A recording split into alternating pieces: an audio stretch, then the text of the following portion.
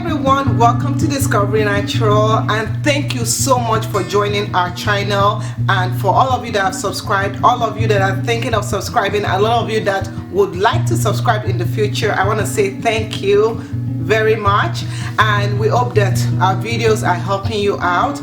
Also, I want you guys to know that you can always reach me one-on-one, where we chat one-on-one on Facebook at Discovering Natural. You can send me messages. If you have a question, send me a message and I'll respond back to it.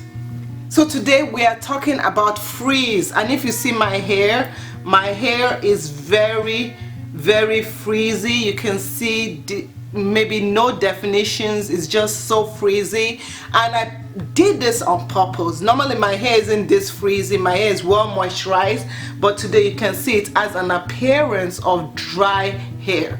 Now, for those of you that are confused as to what is frizz, let me tell you what frizz is. Frizz is the appearance of hair when the hair cuticles are open, they are kind of raised, giving the hair not that smooth look. It has a kind of a dry look. It gives it an appearance of making the hair look dry and look as if it's brittle. That is frizz. Frizz is what happens when you see that your twist outs are not defined, your wash and goes are not defined. What is called? Yes, frizz is what causes that. Now, what is some stuff that causes frizz?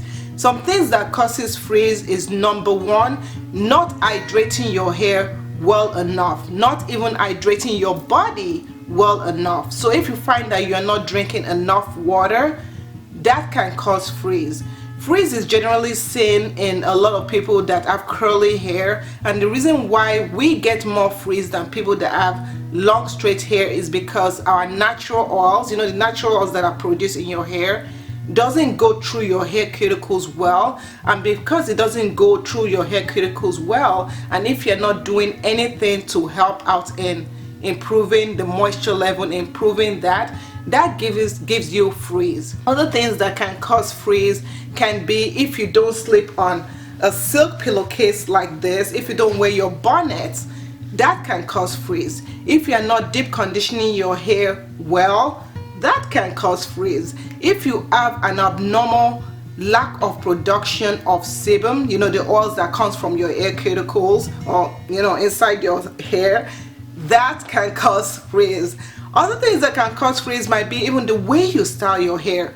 The atmosphere can cause frizz. So if you're living in a humid environment, like I live in Texas and it's hot in the summer, that can cause frizz. So when frizz happens, people wonder, what can I do to help combat that frizz?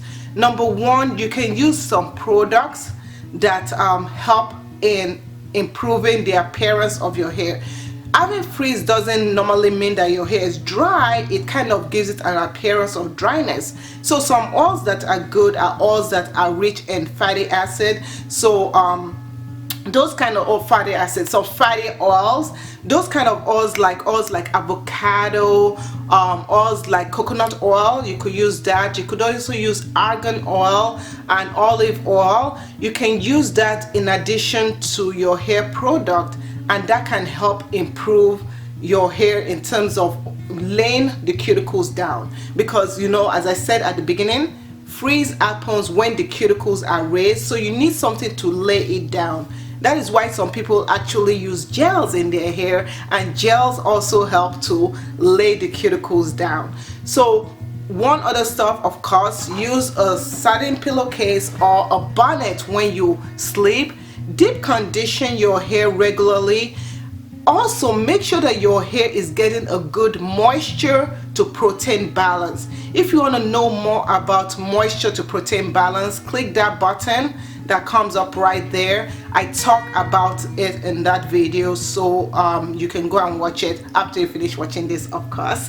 So that can help out. Other things that can help out are using products that do not increase the frizz level. So what am I talking about? Like if you use a glycerin, a product that is heavy in glycerin in a humid environment, what that can do is that it can swell up your hair cuticles, and when your hair cuticles are swollen up, what is going to happen is that they're going to rise, you know, and then they're going to cause your hair to be poofy and frizzy. So that is what happened to me in this case. I used a product that had high glycerin levels, and outside it is 84 degrees in March. Yeah, happy spring. I think today is the first day of spring. So, but anyway, this is Houston, Texas, so it's always hot. But that kind of swelled my hair, giving it this appearance of poofy hair. So is frizz bad? Frizz is not bad. It depends on how you look at it. If you're someone that has thin hair, frizz is your friend. If you're someone that you're looking for a defined look, then you know you have to look for stuff to fight, you know, to work against that frizz.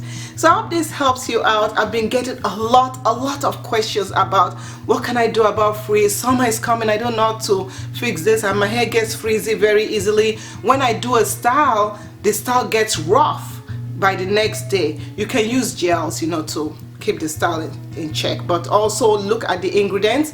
One last thing that I want to talk about in terms of helping to fight frizz, that most naturals, I know they're gonna like stab me right now but I do hope you guys don't stab me.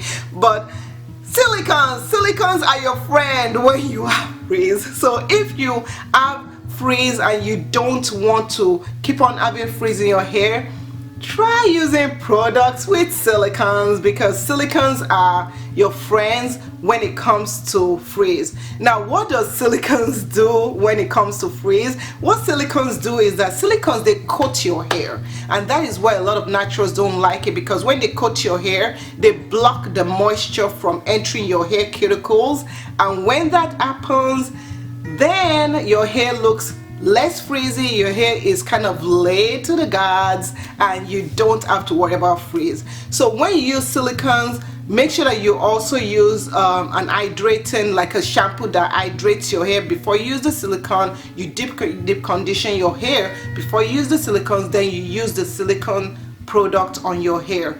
And remember, when you have to wash your hair, silicons can only be taken, especially the strong silicons, you can only take them out with a sulfate shampoo. So that's just my take on that. If you want to really get rid of the silicone from your hair, clarify your hair, click that button to learn about it, but clarify your hair. So that's it. If you guys have any other questions, if you have a video request, please comment below. I'm thinking about doing videos every Monday, Wednesdays and Fridays, but I'm still not sure. So comment below, put your video request down below, and let me know what videos you want to see. And I hope to see you in the next video. Don't forget to like and share, and see you on our Facebook live chat on Sundays at 3 p.m. Thanks for watching. Bye.